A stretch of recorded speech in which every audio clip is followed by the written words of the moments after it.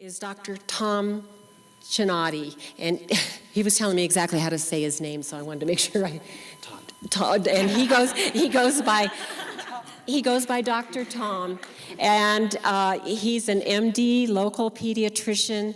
About a year ago, he went into solo private practice at the medical center, and we're very happy to have him. I know he also works with special groups at Family Strengths, so thank you.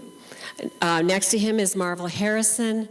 She has multiple degrees that are of interest for this program.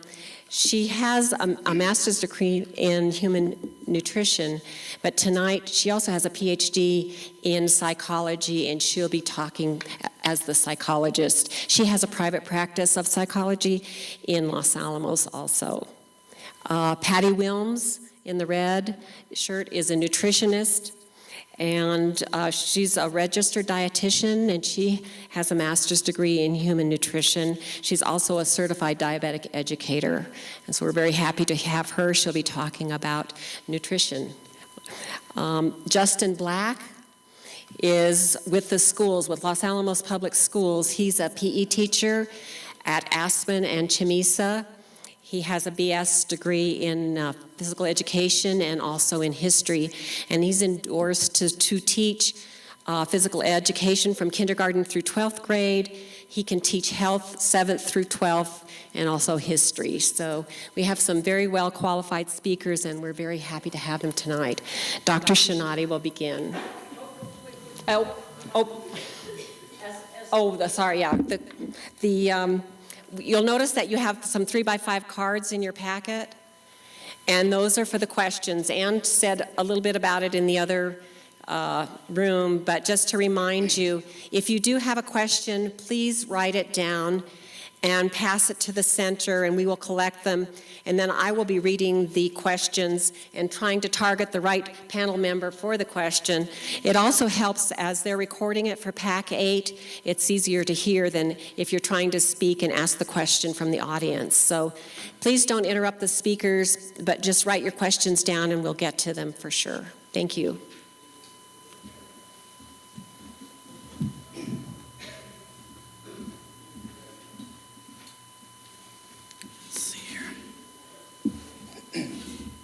Thank you, Lee. Thanks for coming out, and thanks for inviting me. It's actually a real treat to be here. And the food was very good, delicious, very heart-healthy, nutritious, but I couldn't find the KFC that you promised would be here, too. All right. All right, so how do you grow a healthy heart? You need to have the microphone a little closer. How's that? And was that too close? Okay. All right. How do you grow a healthy heart? Probably the best answer I have for that is I have no idea. But the good news is Mother Nature does. And with very rare few exceptions, children have very healthy hearts. They already have very healthy hearts. So I think the more appropriate question to ask is, how do we keep these kids' hearts healthy long into adulthood? Or another way to put it is, what can we do as parents and as grandparents and role models to delay the onset of heart disease in our children? It's very good that, can't see this, that manifest heart disease is very rare in childhood, but there are clear risk factors that begin in childhood. And the processes that lead to cardiovascular disease in adulthood also begin in childhood. So because of this, we'll be looking at ways to intervene in the risk factors or risk behaviors, also known as primordial intervention, and also to look at ways to intervene in the processes that lead to heart disease or primary prevention. This is actually a subject that's garnered kind of a lot of attention lately. In fact, there was a very comprehensive review of the research and guidelines that was just published in the Journal of Pediatrics this last December, where a lot of factors were looked at. Some areas that were looked at for risk factors, among others, were family history, gender, age, nutritional status, physical activity or inactivity, smoking, tobacco exposure, blood pressure, lipids, obesity, or diabetes. So, and these weren't all the things that were looked at. So there are many places to look at to make an impact. And each of these places has its own set of complexities. So it's not a simple issue and there's not a simple solution. We need to talk about atherosclerosis because it turns out this is the key physiologic concept around which many of the interventions focus. Now, we probably all know atherosclerosis as hardening of the arteries, but more specifically, it's deposition of abnormal fats, abnormal lipids in the walls of blood vessels that lead to stiffening of the arteries. And there's a period where it's reversible before there's like this fibrous cap that seals off the fats and makes the blood vessels very stiff. Makes them stiff, less compliant, and also narrows the lumens so you get less blood flow to, for example, the heart or the brain, and you have heart disease, cardiovascular disease.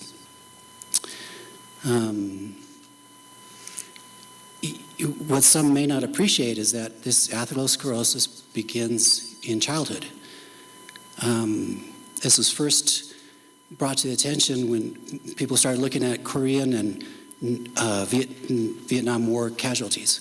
These young men who were tragically killed in the war, otherwise very healthy, were found to have some varying degrees of atherosclerosis, sometimes pretty advanced. And since then, looking at other kids who are tragically killed in accidents, it's a process that does clearly begin in childhood. There are other less invasive methods that we have today, like ultrasounds of the carotid artery and CAT scans of looking at the calcium deposits in the coronary arteries in the heart. There are other ways we can tell indirectly whether there's a cardiovascular process that's starting, and it does begin a lot earlier than I think people would appreciate. So, but why should we concern ourselves with trying to look for this hardening of the arteries? Well, it turns out that the most important evidence that links the risk factors in childhood and adolescence to clinical cardiovascular disease in adulthood is the observed association between the risk factors for atherosclerosis to clinical heart disease.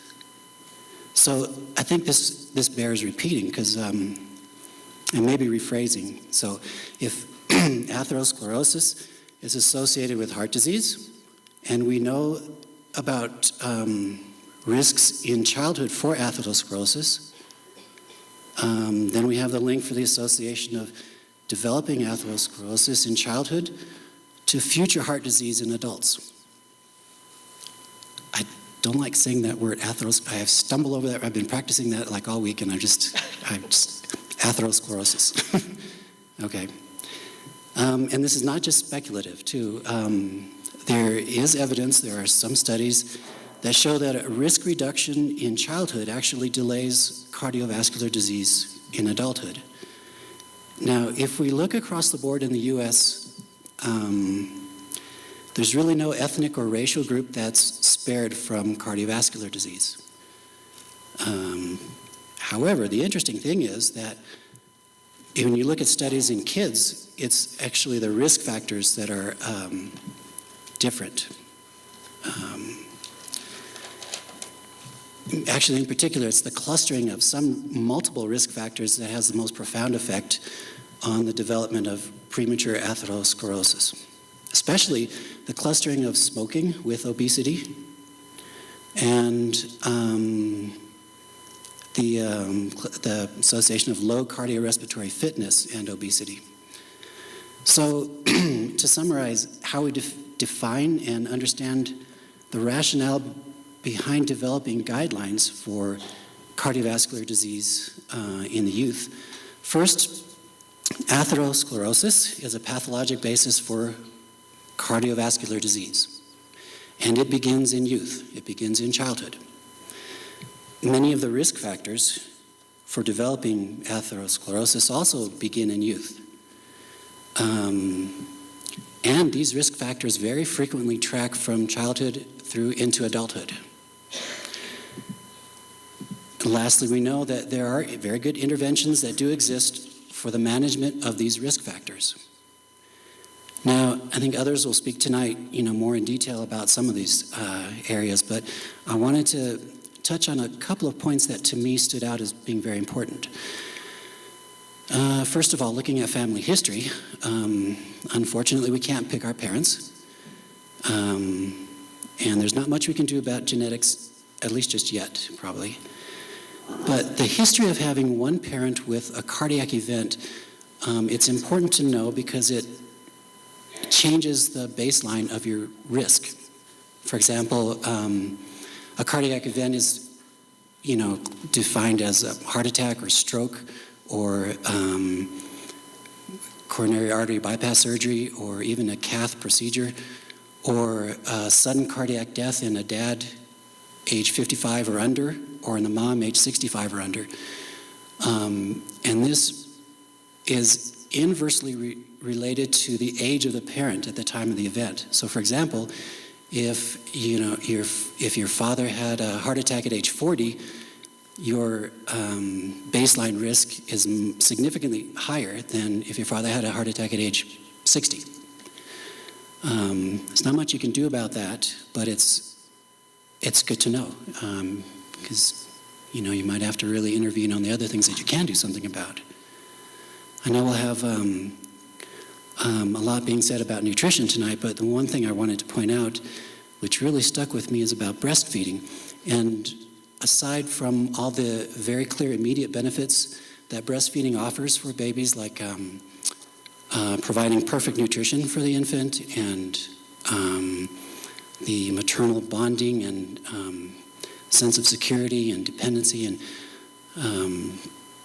the passing on of immunity to the child, there are some sustained effects that breastfeeding can have on the infant too. Kids who are breastfed tend to have lower cholesterol levels, lower BMIs, the body mass index. They tend to be a little less obese and have a delay in the onset of the hardening of the arteries that we see. I know Coach Black will talk about physical activity in kids too, but there are a couple things I wanted to point out too. The patterns of physical activity that we set in childhood very often transfer into adulthood. So getting the kids out and having daily physical activity as part of a normal routine lifestyle very often translates into those children growing up as adults with very active lifestyles too. And the opposite is true too. And then the other thing is that physical activity and dietary choices and smoking tend to cluster together. So people who are typically very fit and active and eat nutritious diets and do not smoke will have a delay in their heart disease or have no heart disease. So like you don't often see a runner sprinting to the finish of a half marathon to light up and get like a nicotine fix, or reach for that bag of Cheetos, And actually, speaking of smoking, the evidence that cigarette use is harmful and addictive is unequivocal. I don't even want to talk about that, but in childhood, nicotine is very highly addictive. It's more addictive than it is in adulthood. Most people who are lifelong smokers begin when they're teenagers. And even very brief intermittent use will lead to dependency. You see some of these kids at the middle school, across the street from the middle school at the bus stop, are smoking. For whatever reason, pretty good chance that they'll be smoking as adults. Now, in 2008, the U.S. Public Health Service reviewed 9,000 publications and found that smoking prevention and cessation programs are effective in adults. Please don't ask why they went to 9,000. I think, like 1,000 probably would have been enough, and it seems like it's pretty self-evident. And the same should be true for adolescents, but the important thing too is to need to target the parents. Parents who smoke raise the risk of their children smoking too. So when we see kids in the clinic and I smell the cigarette smoke on the parents, I'll try to raise that issue with the parents, because when these kids are teenagers, they have a much higher chance of smoking themselves. Not to mention the effects of the passive cigarette smoke that if they live in that household. But interestingly, there's really very little evidence for effective interventions to achieve risk reduction in pediatric care provider settings, which means I do a very bad job, and most pediatricians do. It's like something we're not really taught in residency that much, and if somebody does it, they probably have a special interest and want to, seek out the knowledge and expertise to do that. Also, school-based smoking prevention programs have been shown to be moderately effective too, even for long-term follow-up. So, addressing cigarette smoke in kids, I think it's important also to not forget about the parents, have their pediatricians do a better job, and maybe challenge the schools to do something about it as well. And when we talk about blood pressure, over the past 20 years or so, blood pressure levels have been rising, and there are more kids classified as hypertensive or pre-hypertensive, those kids that are just sort of borderline hypertensive.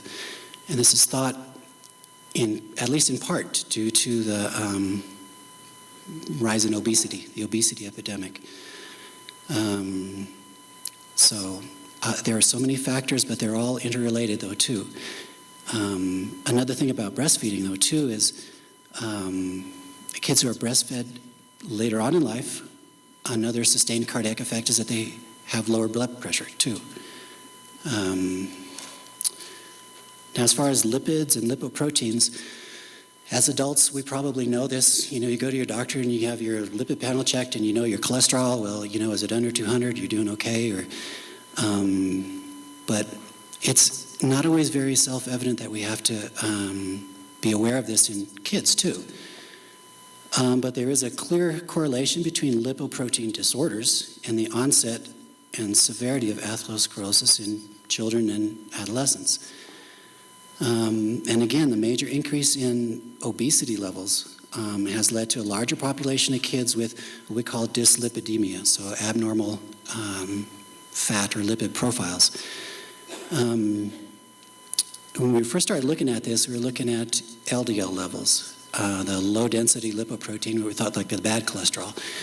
But that's not enough. We have to look at, it's actually probably more accurate to look at the pattern of obesity, moderate to severe elevations in triglyceride levels, which is very diet dependent. You can have normal LDL levels, but a low HDL, or the good cholesterol level. So it's a lot of things to look at. And there is very good evidence, again, that supports the concept that early identification and control of these dyslipidemias will delay the onset of heart disease, too. Now, there's just been some recent recommendations of when to test kids, when to check their lipid profiles. Officially, between 0 and 2, there's really not a need to test. 0 to 2 years. Between 2 years and 8 years, the recommendation is not to test unless there is a strong family history, hypercholesterolemia. Some kids who are born to families with hyperlipidemias can have cholesterols of 800 or 1,000. And those poor kids have cardiac events, heart attack or stroke, sometimes in the second decade of life. But it turns out probably the ideal time to check for lipids is between age 9 and 11. And I bet that comes as a surprise to a lot of people. somewhere around age 10. There's a natural decrease in the cholesterol levels through puberty. So between ages of, say, 12 and 16, if you test the cholesterol there, you might get lulled into a false sense of security that everything's okay.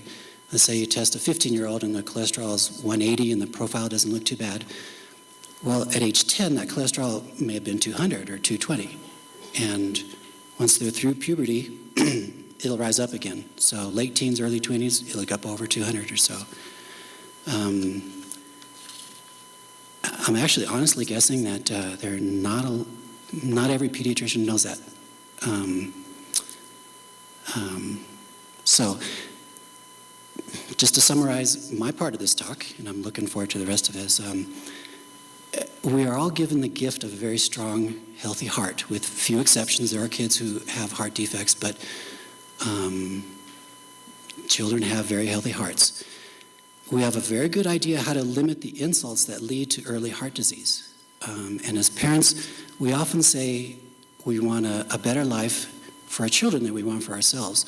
But ultimately, I think it's very important to live it and not just want it. Through 20 years of doing pediatrics, and I've learned a lot from parents and from my own personal experience too, that children don't always do what we tell them or ask them to do, but they very often do what we do. And like it or not, they look at us as role models. So I think if we live our lives being physically active, eating a reasonable, nutritious diet, and keep from smoking, chances are very good our children will too. So in essence, that's passing on a gift of limiting harmful insults to the heart so they can live, very long, healthy, productive lives. As pediatric healthcare providers, I think we have to do a better job, and I think we will. We have to do a better job at identifying the risks and offering good practical solutions to help that. But as parents and coaches and teachers and role models, I think we can do a better job too. And I think we will too. So, thank you.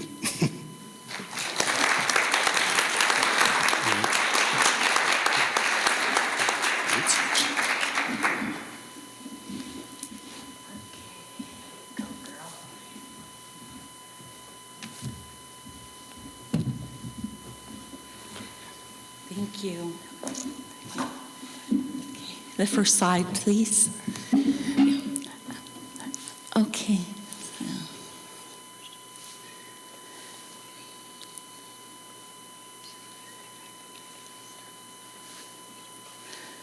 While it's coming up, I'm Patty Wilms, and I'm a registered dietitian, certified diabetes educator.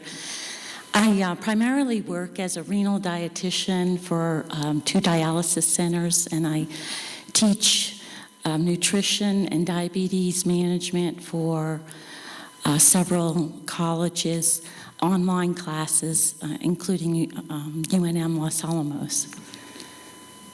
I've worked with individuals, children, and families in northern New Mexico as a contract dietitian, helping individuals and families maintain a healthy body weight. And we could do the first slide, please. So growing healthy hearts, nutrition-related strategies for preventing and treating childhood obesity. Next slide, please. Does you run on the slideshow? Up there, click on slideshow so we'll get the full screen.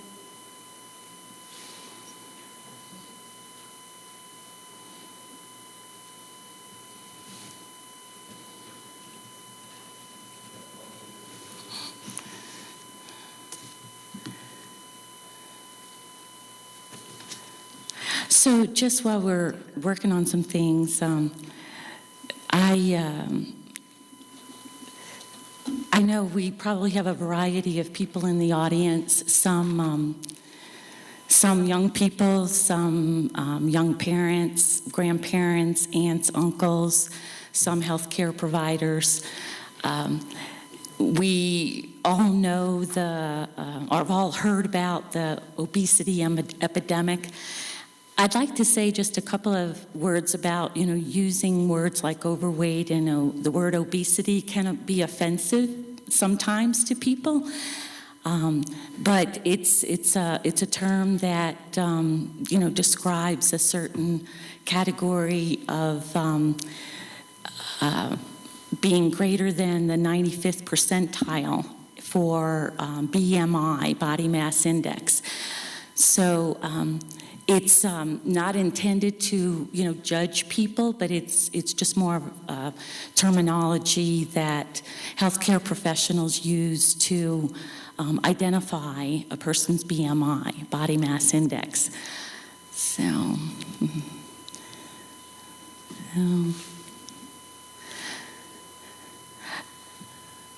we can go to the next slide, please. Okay. So the big picture. Yeah, a second. Okay. So the big picture is childhood obesity. Here we go. Maintaining a healthy body weight throughout a lifespan greatly reduces a person's risk for developing heart disease, which is the leading cause of death in the United States today. That's the heart, pun intended, of why we care about this issue. Next slide, please.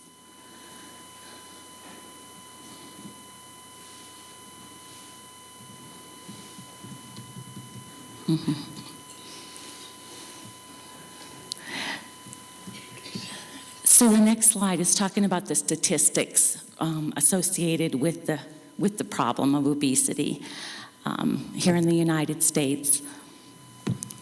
Okay. Okay.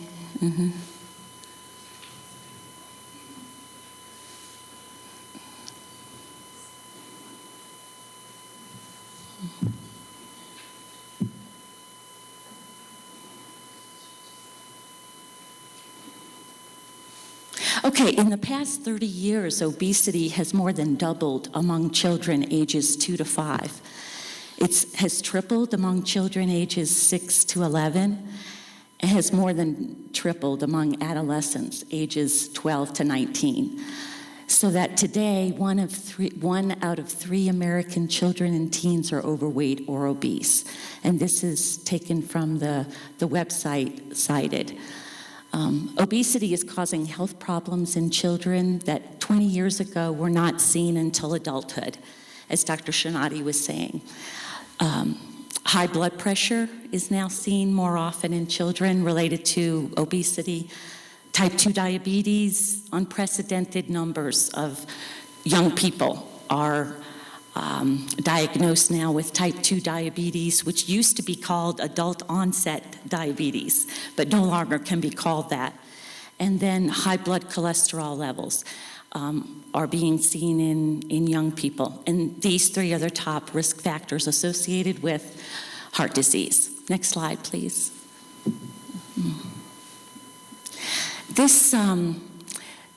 This quote was taken, it made me think of the song, "Don't Go Breaking My Heart."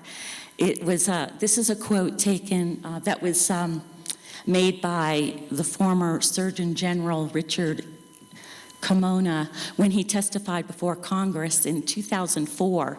It was because of the increasing rates of obesity, unhealthy eating habits, and physical inactivity, we may see the first generation that will be less healthy and have a shorter life expectancy than their parents. That was pretty sobering to hear that the next generation may have a shorter life expectancy. And, this isn't this is just a possibility based on, in 2004, he made that statement. And now, next slide, please. So let me just say a few comments about that, though. That statement was made in 2004. And since then, the rate of obesity has just grown. But the good news is the latest statistics are that it seems to be leveling off. So perhaps some of the campaigns that I'm going to show at the end of my talk are starting to help a little bit. It is slowing down and even leveling off some, but not necessarily for low-income families. There's great disparity in the rates of obesity for African American, Hispanic, low-income communities, such that still 1 out of 7 a low-income child is obese. Not overweight, but obese. And we'll take a look at what that means in a few minutes. So what I'm going to do is talk about preventing obesity with good nutrition through the life cycle. Fetal growth, go through all the various stages. Fetal growth, infant nutrition, toddlers, elementary, middle school, teenagers, and young adults. Okay, next slide. Dr. Chinati referred to the publication in the journal Pediatrics, and there was an expert panel on integrated guidelines for cardiovascular health and risk reduction in children and adolescents, and there was a summary report. And these are the evidence-based recommendations for diet and nutrition. And each of the recommendations are graded A, B, C, or D, based on how well they're backed up with randomized clinical trial studies. And the panel put strongly recommended or recommended behind these statements. Each of these statements you've probably heard of already, and I'll just highlight some of them. Birth to 6 months, infants should be exclusively breastfed. 6 to 12 months, continue breastfeeding and gradually add solids. Fat intake in infants to 12 months should not be restricted without medical indication. These are strongly recommended.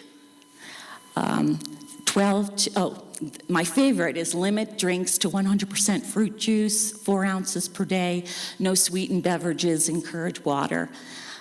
The category 12 to 24 months, transition to reduced fat milk, avoid sugar-sweetened beverages. That statement is strongly recommended, grade B. So it goes through, we've heard of these things, limit total fat to 30% of total kilocalories per estimated energy per day, saturated fat 8 to 10%. Avoid trans fats as much as possible. That's a strong recommendation. Monounsaturated and polyunsaturated fat, 20%, and limit cholesterol to less than 30. Next slide. The next age category, 2 to 10, again, the primary beverage to be fat-free, unflavored milk, strong recommendation. It goes through more. I've highlighted the strong recommendation, diet issues in red. The total fat to be between 25 and 30%, saturated fat 8 to 10%, and cholesterol under 300. From 11 to 21, again, the strong recommendation is the primary beverage to be fat-free, unflavored milk. In the 2 to 10 category, you can see there's more recommendations about encouraged dietary fiber from foods, and the amount is age plus 5 grams per day. There's limit sodium intake starting in the 2 to 12-year-old category. Down at the bottom, support something like a DASH style eating plan, and I'll highlight that as well in a minute. Next slide. So those are some recommendations, and those are just words on a paper, but I love some visuals to actually show people what that looks like. But going back a little bit, in terms of preventing obesity, there's exciting news that fetal growth and development is pretty important for setting the stage for a person's future. 2 big ways to prevent future obesity for the growing fetus now. There's evidence that proper amount of maternal weight gain during pregnancy affects a person's risk for becoming obese. The second issue is good gestational blood sugar control. Next slide. So, the new 2009 recommendations for total weight gain during pregnancy, overall, these are numbers on a chart, but overall they've decreased the amount of weight that's recommended that mothers gain during pregnancy. And a big issue is, what is their pre-pregnancy BMI? And if you look at the last category, there's 30 and above is considered obese, and their weight gain is only 11 to 15 pounds. Some experts even talk about taking their obese pregnant patients and saying, I'm going to take you and make baby. In other words, not talking about calorie restrictions so that it hurts the mother or the baby, but actually allowing for a healthy diet and not very much weight gain, believe it or not, even during pregnancy. But, these are issues for women to work out with their doctor. Next slide, please. Just one comment about the importance of maintaining gestational blood sugar control is the issue of metabolic imprinting to offspring and the possibility for future metabolic syndrome that happens right there in utero. Women who have type 1 or type 2 diabetes before pregnancy, and then also gestational diabetes, that high blood sugar environment causes that little growing fetus to have to work harder. And that epigenetic effect sets the stage and changes their glucose metabolism, his little pancreas and beta cell development, such that that person's risk is greater to develop diabetes as he gets older. So that's an exciting area for research, and that's why it's exciting to work with women who are pregnant, because we all know the strong familial issue of, if my mom had type 1 diabetes, there's a good chance I will. But so breaking that generational diabetes is an exciting area. Okay, next slide. So more on prevention through the life cycle. We've already heard breast is best. So for infants, no question, that's a no-brainer. There's children who are breastfed are less likely to have a lower risk of developing type 1 and type 2 diabetes, and have a delayed effect of developing cardiovascular symptoms. The WIC program offers excellent assistance in the way of food vouchers for mothers to spend on themselves and their babies. Excellent program. They're given vouchers, and they can really only spend it on healthy foods. They can only buy whole grain. They can't just buy any bread. It's got to be whole grain. They can't just buy rice. It's got to be brown rice. So this is an excellent teaching tool, again, for improving outcomes for children for the future. Big warning, I really don't like juice. Juice is overrated. Limit juice to 100% natural, and really just a fourth a cup a day. And the real thing is better than juice.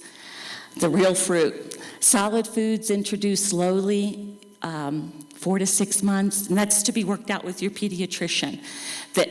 Really, the slide before that, the evidence base says start at 6, so talk with your pediatrician about it.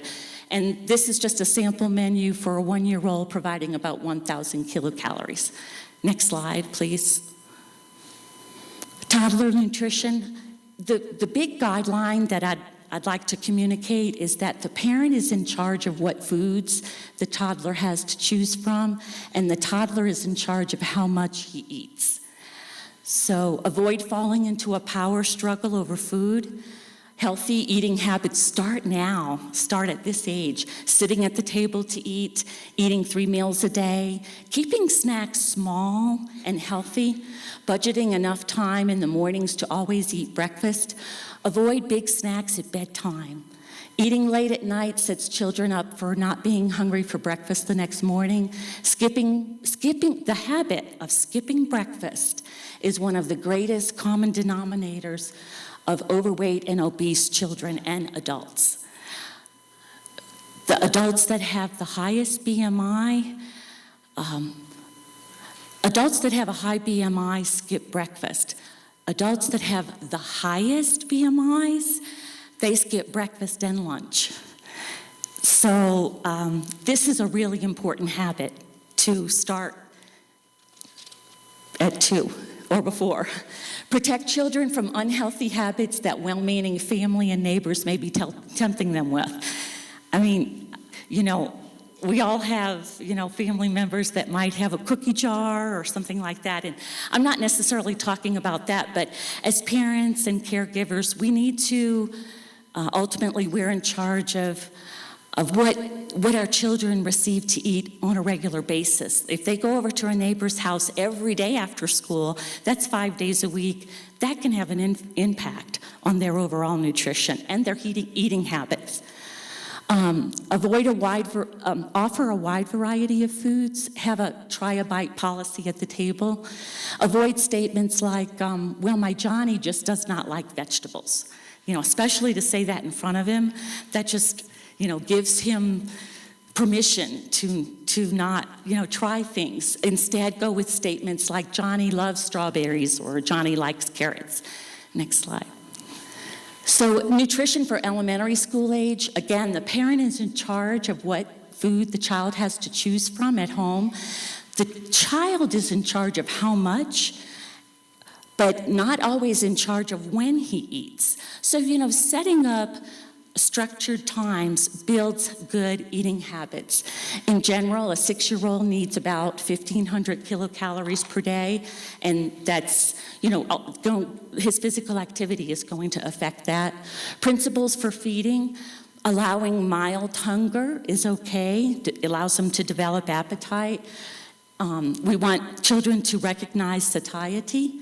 Best to keep foods offered to children during meal times. Feeling hungry before a meal is a good thing. Excessive snacking prevents him from feeling hungry. Limit food consumed after evening meal, again. In general, children are less picky about the foods they eat when they're hungry. So catching them when they're really hungry after school with fruits and vegetables, that's a good time. Offer water or milk at meals, and do not buy sports drinks. They're really overrated. That may come as a surprise, but people like marathon swimmers who are exercising for an hour, they need those sports drinks. They need a little bit of glucose and water for hydration and nutrition. But water and a banana is far better than a sport drink. Okay, and then there's ideas for healthy lunches. There's a plethora of websites. Google healthy brown bag lunch and try those ideas. Yeah. So nutrition during the middle school years, at this point, they're transitioning and they're going to be more in charge of their choices. Before that, but even at this stage, it's not like they have a driver's license and they're going to the store. It's not like they have a job and they can go get money. We're still providing most of their nutrition. And as parents, I think we need to, be leaders in our home. And the more the less often we bring inferior foods into our home, the less often we'll all eat them. But one idea is to take adolescents grocery shopping and give them a job like, why don't you go select the fruit for our family for the next 7 days? So 3 pieces of fruit for 7 days times 4 people, that's 84 pieces of fruit.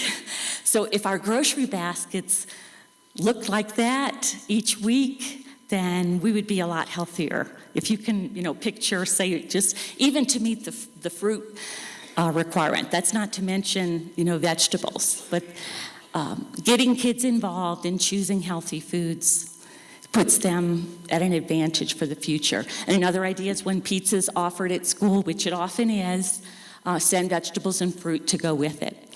Okay, next slide.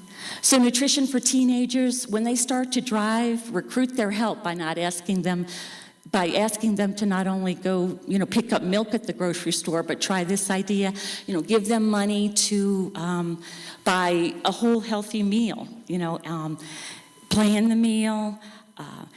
I say this because catching kids when they want to do something, and if they have a hot driver's license in their pocket and want to go take a drive, give them a good purpose, and give them a certain amount of money, and then check the receipt, and make a plan. They're more interested in going when they want to drive.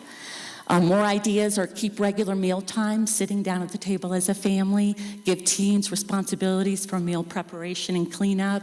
Discourage eating out too much. I know it's hard, and I certainly wasn't a perfect parent, but for the most part, it's best not to just send money with our kids to school, especially like high schoolers, for them to, what are they going to get? Fast food. They can drive with their friends to go get fast food. Instead, don't give them money. Help them, assist them, or train them to pack a lunch. That's going to be a lot healthier. This is the teen years. Some things like eating disorders come up, and help is available. Like whether it's overeating, emotional eating, bulimia. Don't let these eating disorders, just shove them under the rug and ignore them. Talk to your pediatrician, get help. There's different websites available, but really talking to your pediatrician, it should be done. And nutrition for the young adult, this is, just kind of common sense parenting things like, go through Cooking 101 with your college age, before you send a student off to college, get them some things to have in the kitchen, a blender, a crock pot, popcorn popper, a small refrigerator and a microwave, and go through an easy cooking recipe, go through a cookbook. Help them build up a bit of a repertoire of some healthy foods to eat. Practice a few before they leave. Warn them about the freshman 15 that could happen. And encourage them, these campuses, there's a lot of inferior foods available on college campuses. There's also a lot of opportunities for exercise. They can take PE classes, fencing, swimming, yoga. Look at all that. Encourage them to take advantage of doing that while they're in college. Intramural sports. Encourage them to keep going with that. Okay. So this is the DASH diet, and it goes through, we don't have the top part, but it's based on 2,000 kilocalories, which is a good place to start for most teens. That's 2,000 kilocalories for the day. Go on the web, and it goes through the categories of grains, vegetables, fruits, milk products, lean poultry, fish, meats, nuts, legumes, and it gives the servings for each of those categories. This DASH diet, it stands for Dietary Approach to Stopping Hypertension. It's generally, it's balanced, it's healthy, there's a lot of potassium in it. It's emphasizing the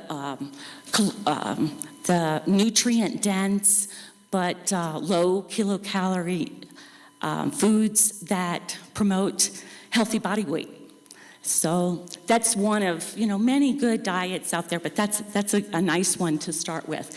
And in general, prevention starts in the home with us as parents.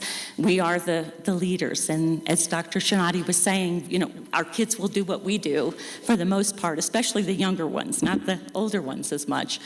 But if our children are overweight, we need to take time to make changes in our own lifestyle. We need to be leaders in our homes.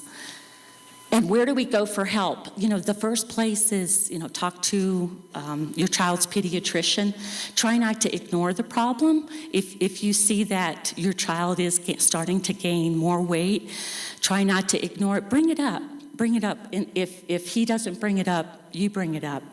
Lots of times, the first goal is 0 weight gain over the next few months, allowing sometimes height to catch up. Okay, next slide. Assessment of body weight, get it done annually. That's the annual measurement of height, weight, and body mass. Underweight, that's below the 5th percentile. 5th through the 84th percentile is considered healthy. 85th to 94th percentile is considered overweight. And above the 95th percentile that we've been talking about is classified as obesity. Okay. Prevention for obesity, at our schools, there's an excellent program. The Just Be It, Healthy and Fit. If I could, I would have this in every elementary school would have this in our country. It's put together by the Cooperative Extension Program for the Los Alamos Public Schools, and it's, 12 lessons. It goes through healthy eating, physical activity, it's hands-on. The kids are really blessed to have this in Los Alamos. So it's for 5th graders. I would like to see it even, done for 3rd graders or 1st graders. Nationwide. Other places, health classes, PE classes, school nurses can help, and sports teams have a lot of good information. In the community, there's programs put on by the Family Strengths Network and the YMCA. There, in the community, there's help for growing healthy hearts. Okay. This is for treatment for childhood obesity in the state. We are also blessed to have Envision New Mexico, and this is an initiative for child health care equality. I've worked with this in northern New Mexico where there's a greater incidence of childhood obesity. It's put together by the New Mexico Department of Health, UNM Children's Hospital, and New Mexico Human Services. It's telehealth consultations with experts available to work with your pediatrician. And I love their motto. There's 4 major points: play hard, eat well, drink water, turn it off. That sums it up.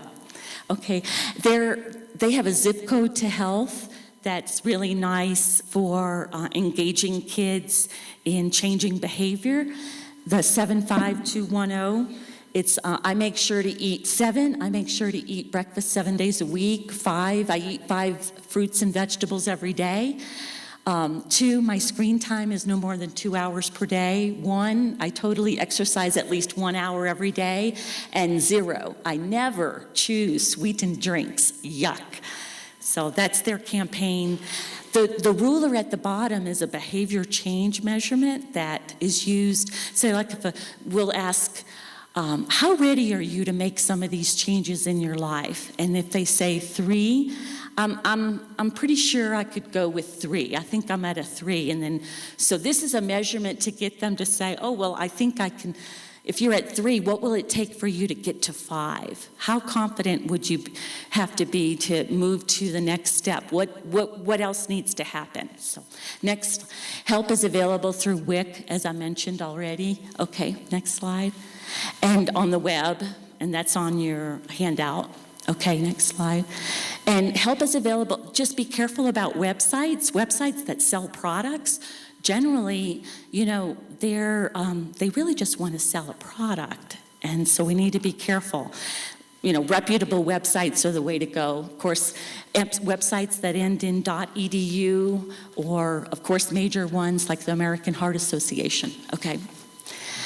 This cartoon says, when it comes to eating, I just can't get them to think outside the box. Commercials, our kids are bombarded with advertisements for inferior foods. Things like I'm loving it from McDonald's, or have it your way from Burger King. And my favorite is open happiness from Coke. These slogans, these are not the comments that I hear from people on dialysis or people who have type 2 diabetes and are facing blindness and amputations. These these slogans, our kids might buy into them with fancy little cartoon faces, and it's these are not the things that we want our kids to see, because it doesn't promote good, healthy choices. So I agree with Envision, turn it off. To combat some of the really strong advertisements that, the jingles and the pretty colors and the commercials that show happiness with these inferior products, these states have taken some drastic measures that these slogans, more like tell it how it really is, are you pouring on in New York City Department of Health, they say, are you pouring on the pounds? It's a Coke bottle, but as the Coke's coming out, it's turning to fat. Or the middle slide is portions have grown, so has type 2 diabetes, which can lead to amputations. It shows how portion sizes have grown over the past few years. And then this last slide, it is really sad, this last slide, and it was controversial. And I think they pulled the ads, but their purpose was a bit of a shock treatment, because this was from Children's Healthcare of Atlanta, this Strong for Life campaign. It's hard to be a little girl when you're not. That offended some people, but in Atlanta, 40% of children in Atlanta are obese. So, I think, the leaders in their community, healthcare leaders, are like, we need to do something, pretty drastic to catch people's attention. Okay, next slide. So help is available at the national level. All the different tables and things can be consolidated into that picture, which is really nice. I like that because it says so much just on a plate. The pyramid was nice, and we grew up with that, but the plate is exciting. A lot of people like it. It visually shows just what we can do 3 times a day. And then, of course, the First Lady with the Let's Move program is really a nice thing that is happening in our country today. Okay, next slide. My plate and the Let's Move are linked on our website, losalamos.org, and the My Plate is a handout in your pack. Thank you. This is a really, I pulled it out because this is really nice. It's colorful. Even little kids can understand this. You can, as parents, we can let them even plan menus by pulling it out and drawing a circle and letting them draw a straight line and then a horizontal line and planning out meals. And then there's information about each of these topics in colorful handouts just like this. Putting this on our refrigerators is a nice way to remind us how to eat every day. That's it. Thank you.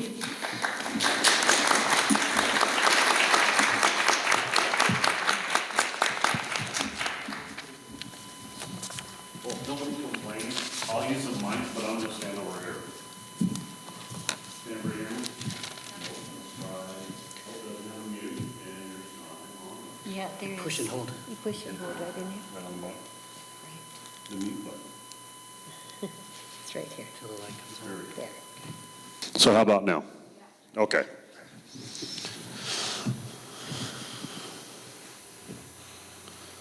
Computers are wonderful when they work, and they're absolutely a pain when they don't. So the first thing, hold off on the slides for just a second. I got a couple things we'll go through first. A really easy thing that I learned about 2 or 3 weeks ago from a TV show. I'll have you guys do this one. Everybody stand up. Oh, yeah. All you need to do is see how close you can get to your toes. Try not to bend your knees. How far down can you get? The farther you can get to your toes, the better shape your entire body's in. And that includes the inside. Because if you can't get down, you just die.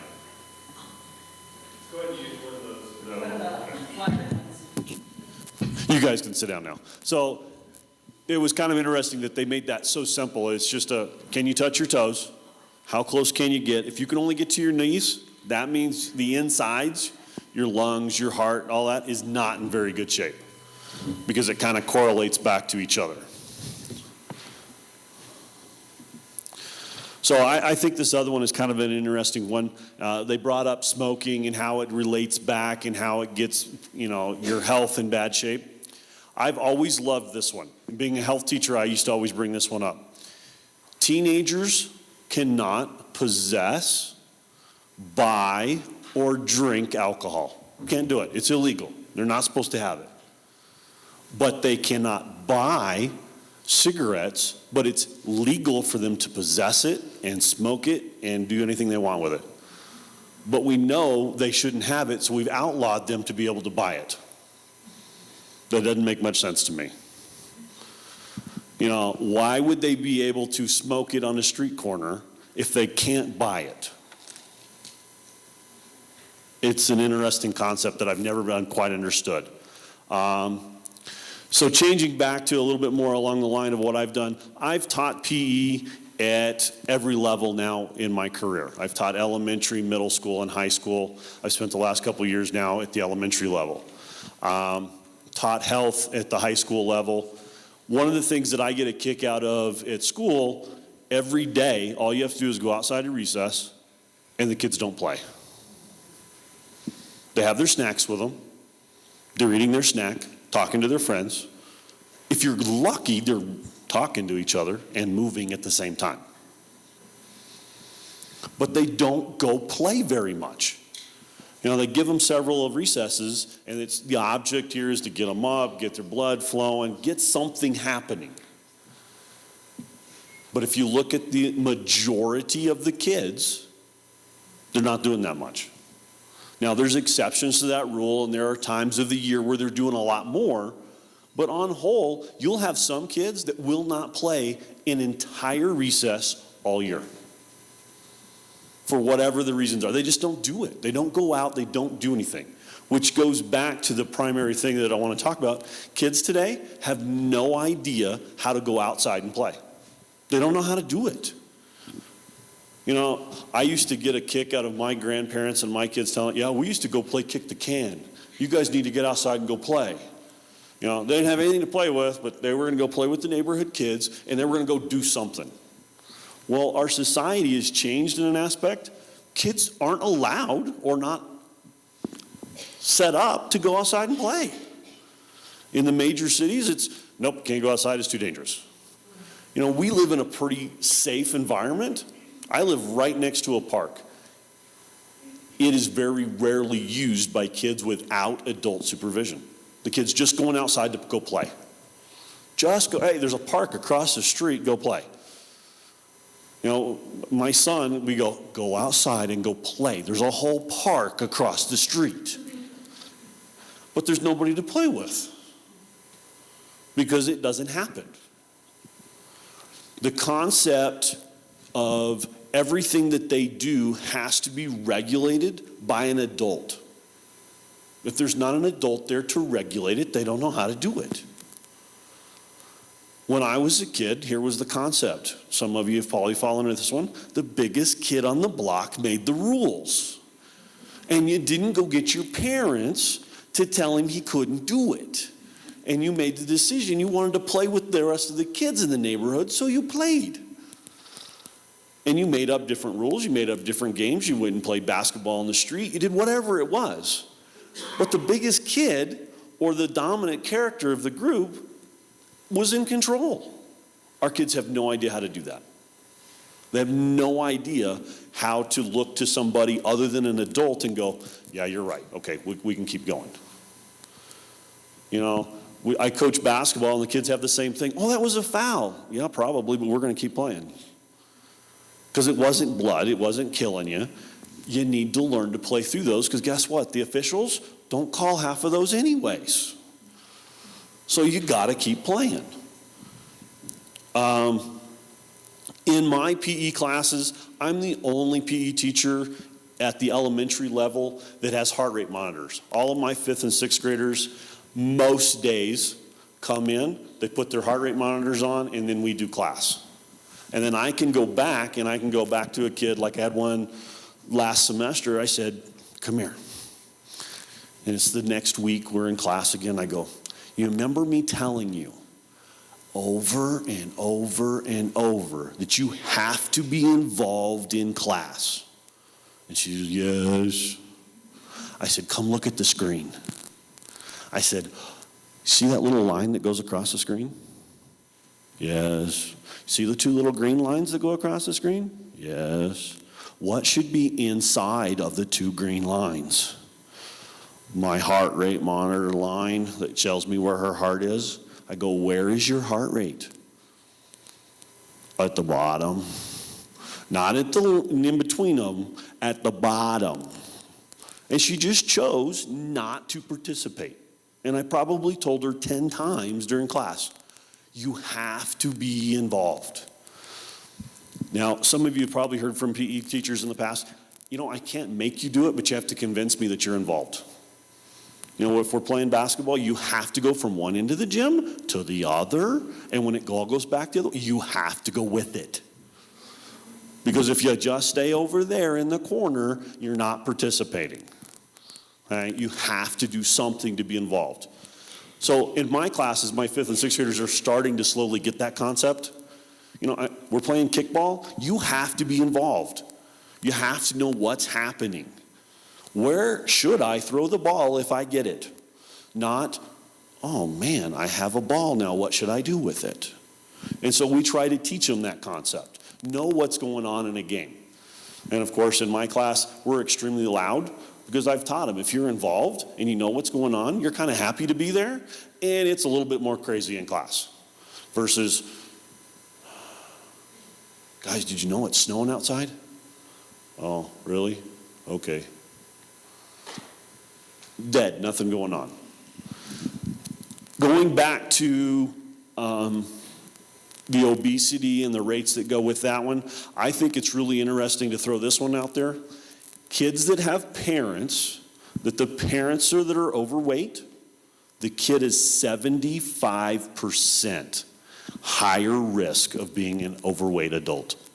75%.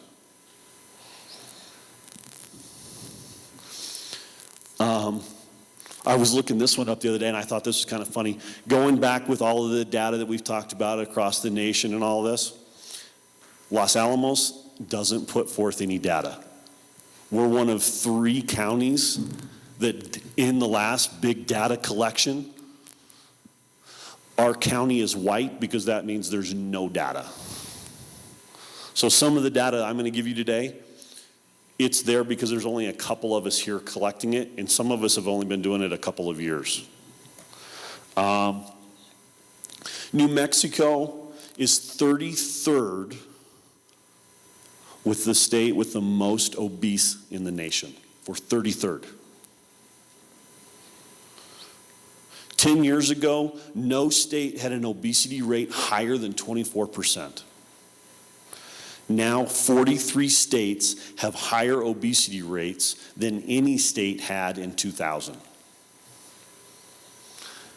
The CDC has a slide that I thought about getting, but I didn't quite get put in yet.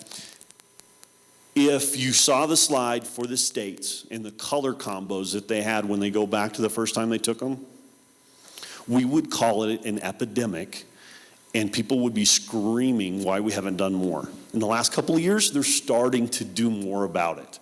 We're hearing more. They had 3 colors on the first slide. None of those colors exist anymore.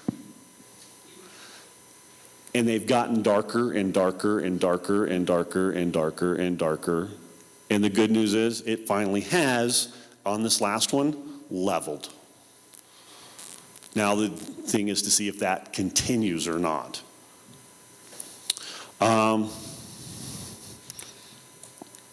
15 years ago, New Mexico had a combined obesity, and so now we're talking kids and adults, an obesity overweight rate of 46.1%. 10 years ago, it was 54.2%. Now, the combination rate, 60.1. And it just keeps going.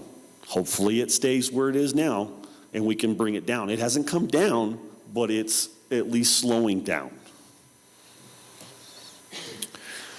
Going back to being a little bit more with my thing, New Mexico State addresses childhood obesity in 2011. If you look at the 50 states, and we kind of do a comparison, they prohibit sugar and sweetened beverages in school vending machines. New Mexico, yes. There's 21 states that say, yes, that's what we should do. Schools shouldn't have lots of sweetened drinks in them. Required physical education for all children K-12? No. Los Alamos chooses to do it. Some schools in the state choose to do it, but we don't have to. The number of states in the United States that say yes, 11.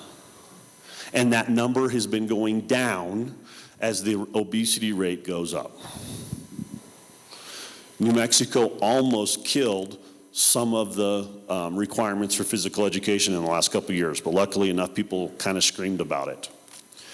Mandates BMI screening in schools, mandates the kids that they have to have their BMIs taken. There are several states that do that now. There's 10 of them, and they actually report their scores back to the state of education. Texas, every kid in the high school has to have this done every year. So if they don't have PE, they still have to collect the data somehow.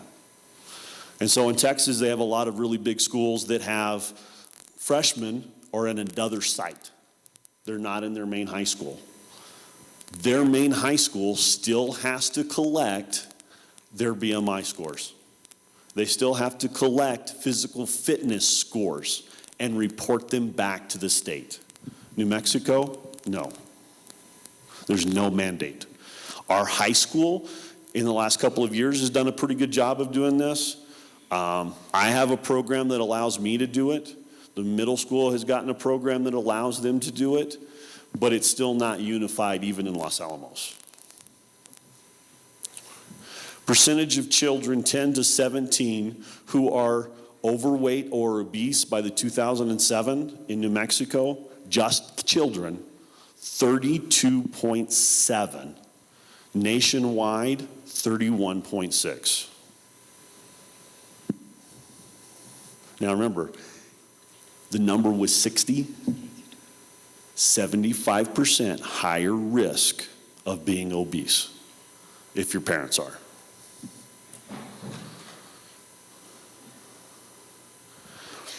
As of 2010,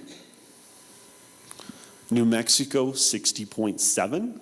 The United States, 63.8. But we have a couple of states that blow the curve. We're one of the higher end ones, but we're not one of the worst. So looking at this slide, this is my class of third graders that I teach. I teach at two schools, Aspen and Chamisa, and I teach 3 classes, I collected data this year on 3 classes of third graders, 50 kids, 25 boys, 26 girls. The blue kids are a little underweight. Green, 72%, where they need to be. They're within their zone. Orange, at risk. They're over that percentage mark. Now, the thing to remember about this, I see them 1 day a week for 45 minutes to do everything we do. Go to the next slide. 4th graders, same year, so it's not a multiple year, it's this year's kids. Now we're 5% too low, 67% in our range, and we're up to 28% too high. Go to the next slide. 8% too low, 55% now are where they need to be, 37% are too high. Now, there's multiple things that go with this. One, they don't know how to play. They don't go anywhere, they don't do anything. Okay? They don't go anywhere unless you take them. We have some kids that are involved in sports, but if they're not involved in sports, they don't go play. Go to the next one. 52% now are healthy, 45% are at risk. Now, the good news to this is the kids are still growing. And so I tell my kids every year, here's the deal. If you just maintain, you will grow and your BMI scores will go down because you're going to grow, especially at this age. So the good news is there's a little bit of a different way that we look at some of these scales. Like I do mine off of height and weight. I get their heights, I put it into the computer, I get their weights, I put it into the computer, and it comes up with their scores for me. And I can track this over time. So I have this now for, I think, 2 years that I can go back and look at. So I can pull a kid up with the parents, and I can say, last year, at the beginning of the year, this was our score. At the end of school, this was our score. Beginning of the next year, this is our score. Okay, we're now starting to set a pattern, whatever it is. At the end of this year, now what is our score? And so now I can start kicking that back to the parents. Seeing them 45 minutes a day, I'm not going to change that. I'm going to help them play, I'm going to help them be active, I'm going to show them ways they can do it, but I'm not going to be able to do a lot about it 1 day a week. So if we look at, did you go through the high school slide already? That's this year's high school slide. They're growing, they're staying fairly active. That's a big help. The middle school and high school sees them. High school sees them every day, 1 year out of 4. So what that looks like at different years, I don't know. If I go back and you go to the middle school, they see them atypically half a year, 2 times. So they'll see them like the beginning of the year this year and maybe the beginning of the year next year because they only take it for a semester at a time. But they have to have it 1 year of 2. I don't understand that number either. 1 time a day, once a week, K through 6.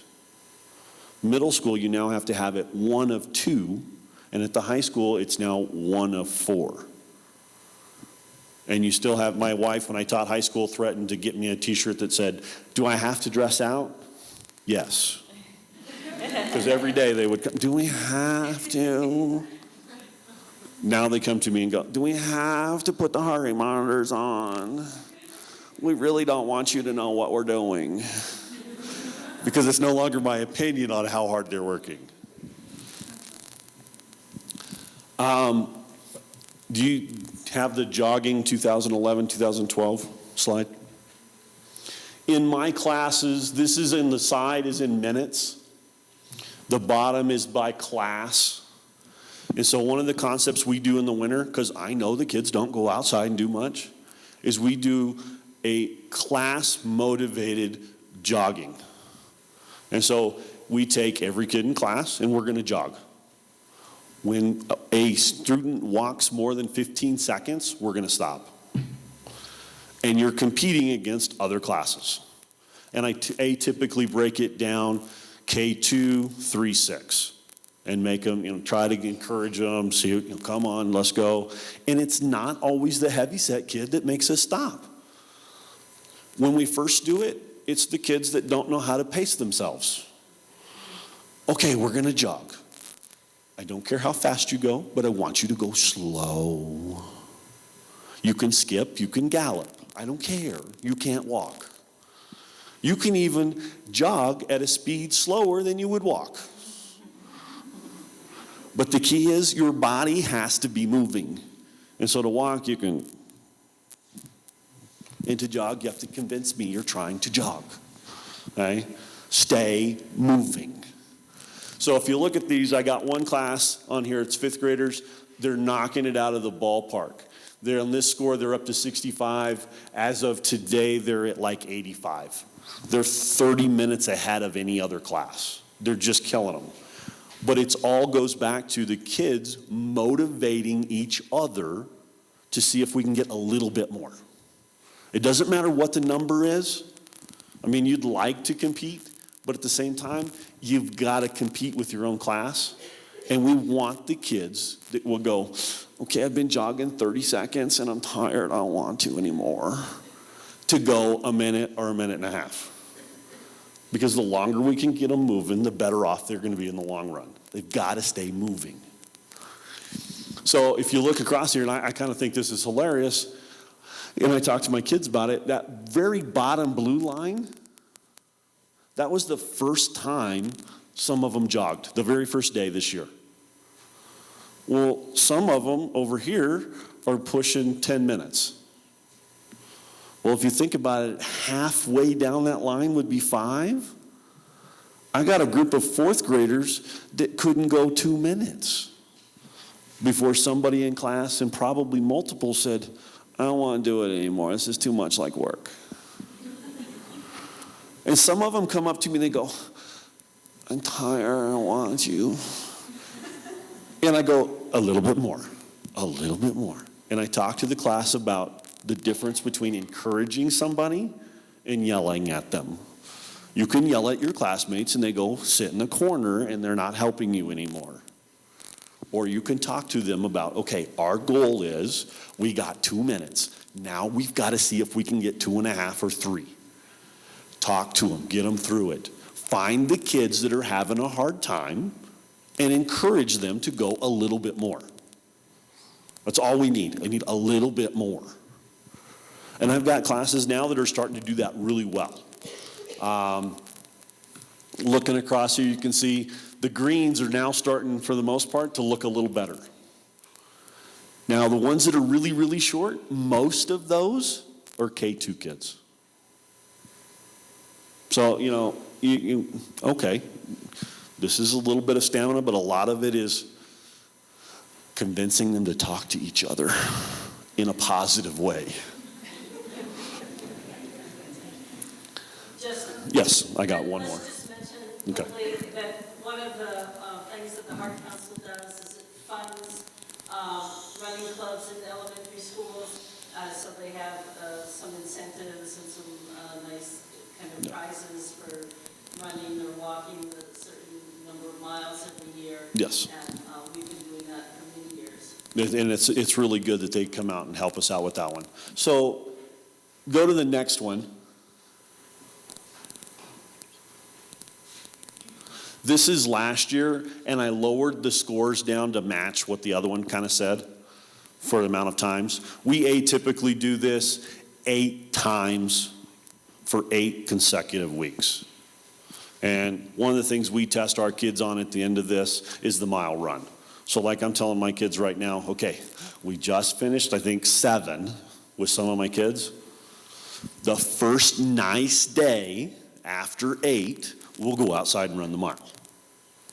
And we do that twice a year. We do it at the very beginning of school, and then we do it towards the very end of the school. I also test all of my kids on push-ups, sit-ups, flexibility, sit and reach, some of the standard tests, going back to what some of you may remember is called the presidential fitness. In Los Alamos, it doesn't exist anymore across the board. It used to be elementary, middle school, and high school all gave presidential. Presidential has fallen out of favor in some places, like the state of New Mexico that makes them mandate it. They use a different test. Our elementary now has gone to, for the most part, using this other test. High school still uses the presidential. The middle school still uses the presidential. So it's kind of hard to start comparing the tests because they're not the same type of exercises. Believe it or not, a push-up is not a push-up when you're testing because they have 2 different ways of testing them, so you can't really compare them. I, on the other hand, because I have the program that I have that I begged, borrowed, and stole money from everybody that I could find. I got Los Alamos National Bank to give me money. I got the schools to finally step up and say, yes, we'll give you some money. And I bought the same program that the high school has. my kids kind of laugh every day. You know, their classroom teachers are in there and they're doing whatever they're doing, they're teaching.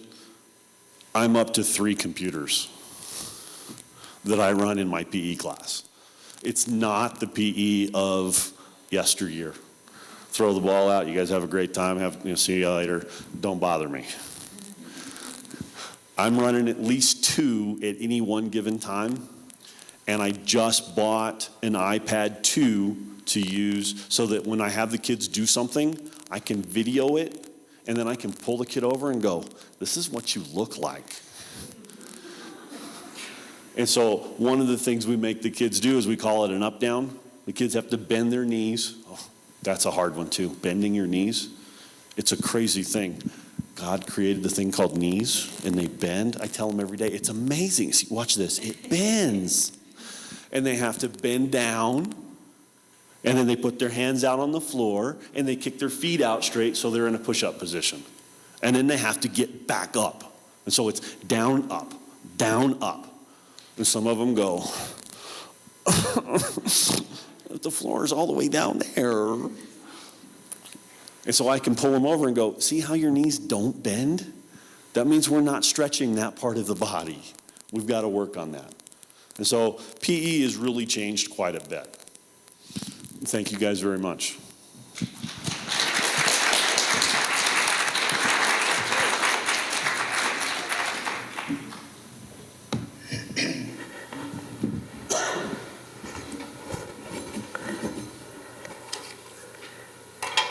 Is my mic good sound? Thank you. Lee, thank you, and thank you for the gracious introduction. I'm always a little hesitant to be considered an expert. I think my goal tonight is just to maybe, tickle your brain and nudge your heart a little bit.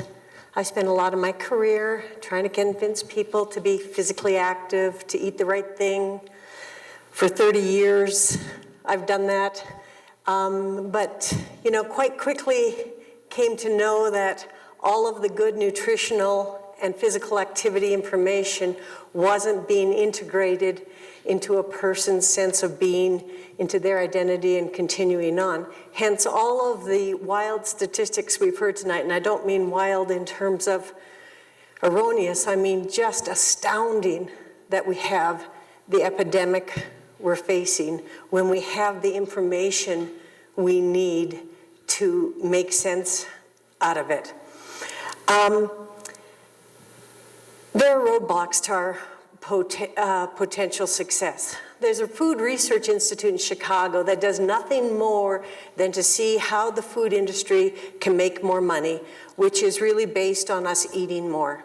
And they've studied this well. They're way ahead of us on keeping track of how you convince people, whether it's packaging, sizing, whether it is the commercials that you demonstrated earlier, Patty. And I think we have to be able to get to a place where we're grounded enough in a sense of who we are and how we are that we can make better decisions than what we're being told how to what to do in terms of eating.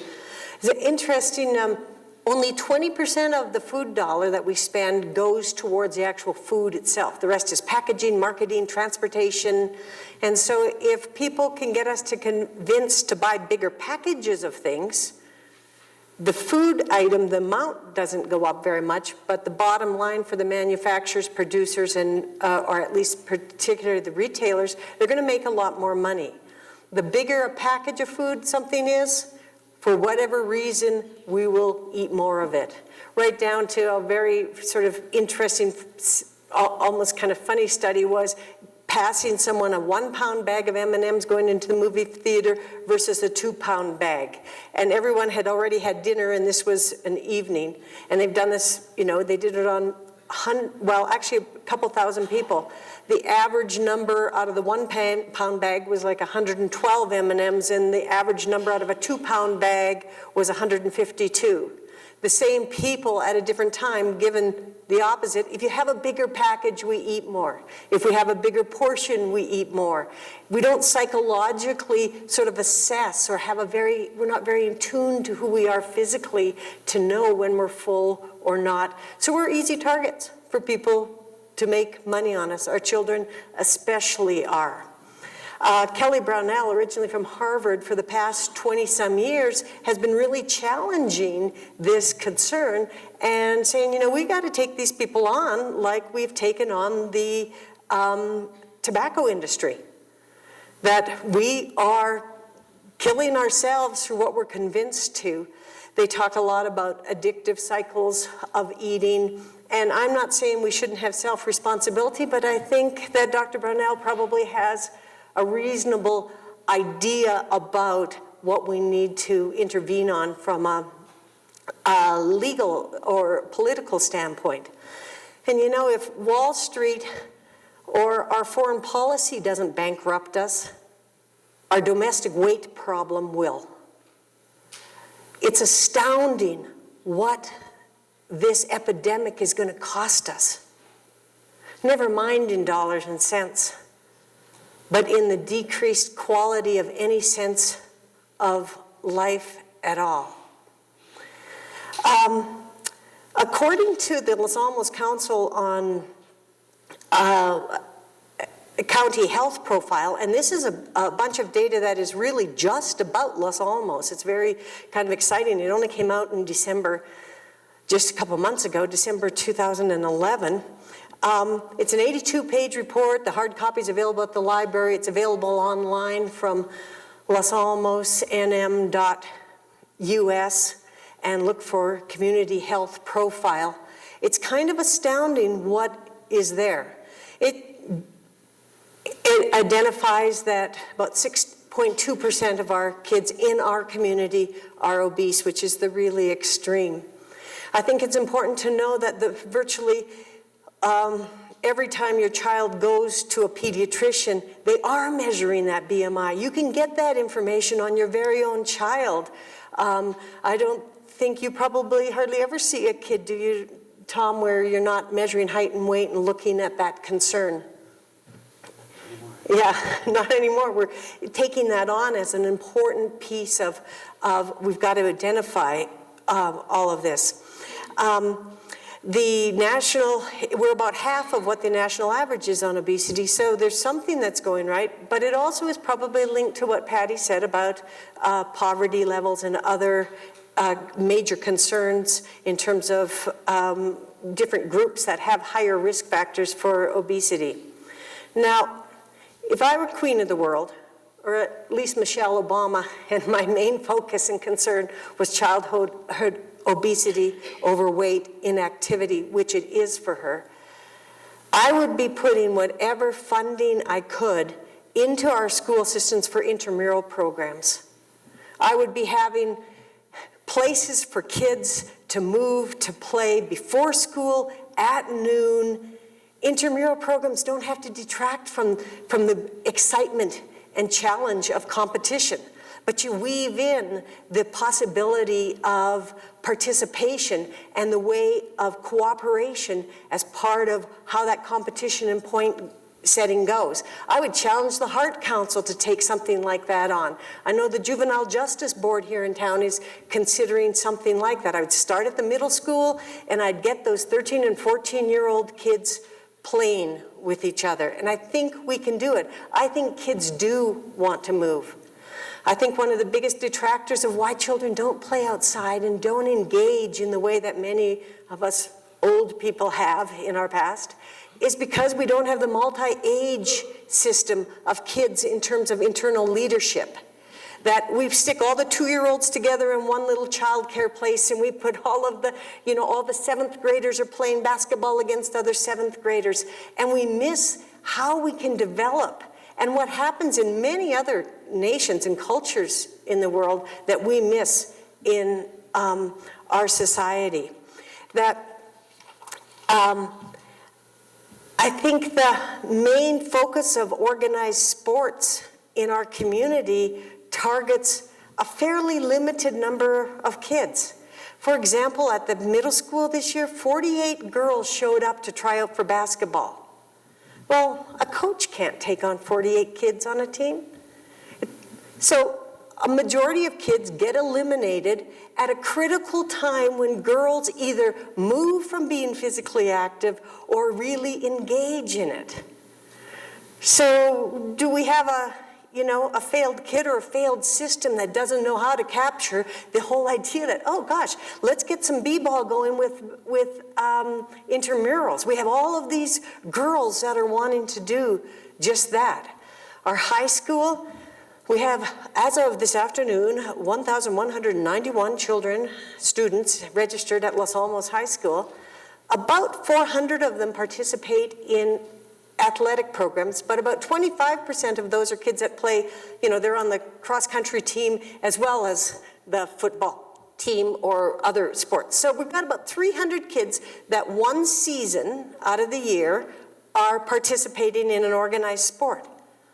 What percent, I challenge you to consider, of our resources, time, energy, creativity, funding, goes into supporting athletics at any school system in our country? We're kind of warped on the need to have our identity built around a team. And I'm going to say, we need to activate more than we need to spectate. Because the other piece of this is then we're all expected to go show up and sit down and watch them. I don't think we should take sports out of the schools. I think that we should recognize them as one viable option of how a percent of children are activating, and we need to figure out how to engage all of those others. I'm very proud of our high school for the dance programs that they're doing and the new facility. If you haven't seen the new dance facility, I encourage you to go take a look at that. But as Dr. Tom aptly pointed out, if we're not going to model this ourselves, our kids are not going to do it. I tell you, confronting negative behavior or confronting and trying to change behavior with words is like trying to drive a car with its horn. You honk all day long and you never get out of the garage. But if you get in your own self and move and are in an active place, we've probably made some progress. I want to challenge parents in our community to not fall into that black hole of guilt of showing up for every practice, every game, sitting on their tush 2 hours to drive to Albuquerque or Bernalillo every Saturday for their kids' soccer game when they're not having the time and energy to take care of themselves. I'm not saying don't support your kids' sport. I'm saying, go some of the time, but occasionally take that practice time that you would have normally gone and sat in the gym and watched and take a hike. Have a workout. Because what you model as an adult is going to be more important than what you sit and watch for your child in the gym or on the field. I think that we can't really motivate other people, but we can motivate and lead by our example and by our encouragement and support. And I think about the 6th grade girl who, couldn't get her heart rate monitor into those lines. I guess I want to wonder if she's depressed. I want to wonder what else is going on. That isn't a natural, normal, healthy way for a 12-year-old kid to respond. So I think as adults, we have to be in a place to actually intervene or support and find out where that child actually does need help. Kids, I think, need more self-esteem than they need confidence. We actually have a lot of confidence in this country. We have kids that have a lot of confidence. But confidence is about the end product, way more than how self-esteem is about the process. I think we need, as adults, as educators, as parents, to learn to reinforce effort more than outcome. That the product isn't the answer. That I think there's a lot of ways that we can increase and support self-esteem, and One of them is to learn the difference between affirming and complimenting. Complimenting is when we notice the outside. You know, nice hair, great shirt, oh, wonderful shoes. Affirmations are about reflecting back to a child what's on the inside. You know, the bounce in their step, the way they supported another child to add another few minutes or seconds onto their running program, how they have a twinkle in their eye. Affirm what you cannot photograph. And we will actually build from the inside out the goodness of how a person can become self-reliant and have a positive sense of regard. I think that we can build self-esteem by noticing and encouraging three things specifically: problem solving, effort, and cooperation. Even with a young child, a little toddler. Not the fact that they were able to crawl over the bench, but the fact that they figured out how to. And that they kept trying, and that they asked for help when they needed it. So those three things: problem solving, effort, and cooperation. Listen with your eyes and your heart.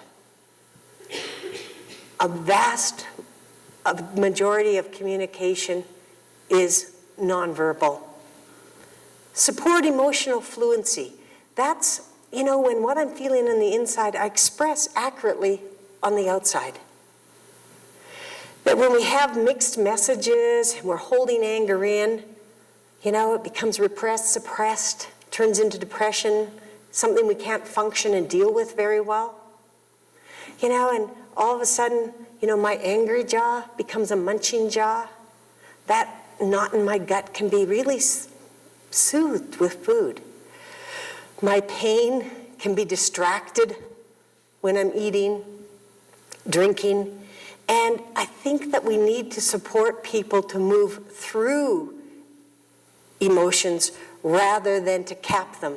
We have a notion that you've got to be strong.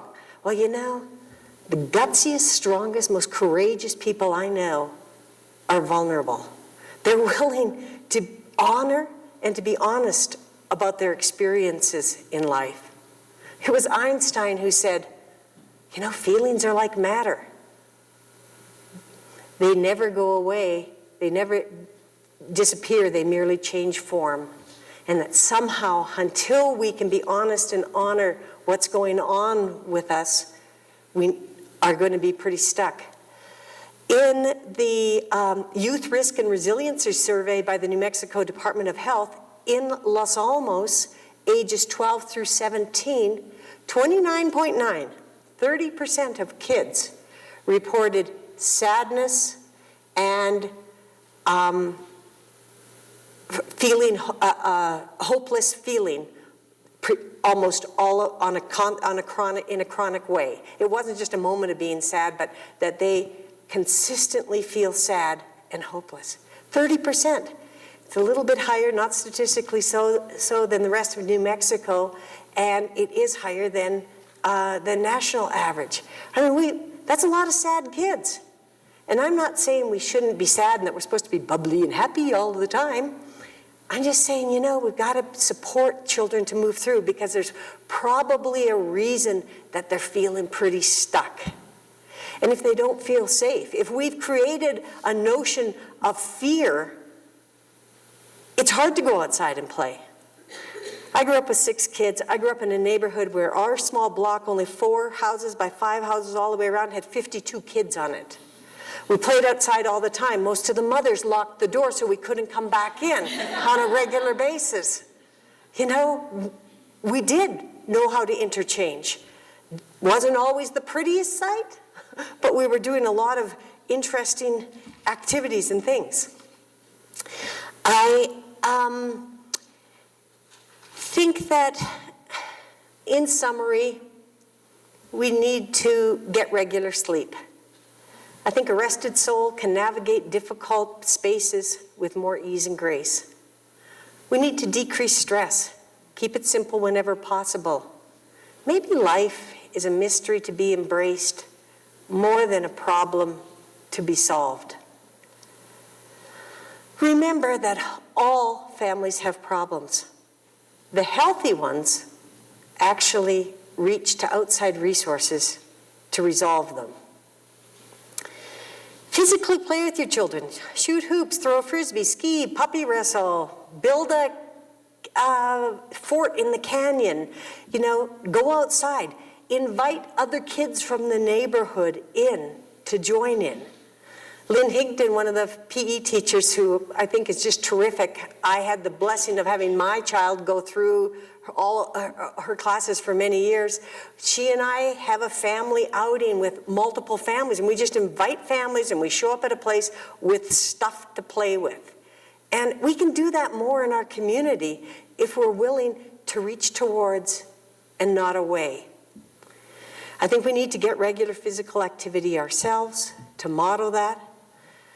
It's in childhood that we learn whether parenthood is a playground or a prison. Activate more than spectate. Turn off the TV and other screens. Move the TV from your family living area. Our children suffer from an electronic lobotomy. I think they're shut down. If you deal with a teenager after they've been in and on a screen, it's really, really tough to engage them at any non-superficial level. Children generally learn affectively much more than cognitively. If we create safe spaces, children will blossom. Model healthy behavior more than confronting unhealthy behavior. The future of the world does not lie in the hands of our children. It lies in the hands that hold the hands of children. And in closing, remember that life is a free fall. And some of us are falling through space and time screaming in terror about the landing. And some of us are falling through space and time screaming in glee about the journey. Some of us believe the landing will be in the arms of a life source. And whatever you believe about that, enjoy the ride. Thank you.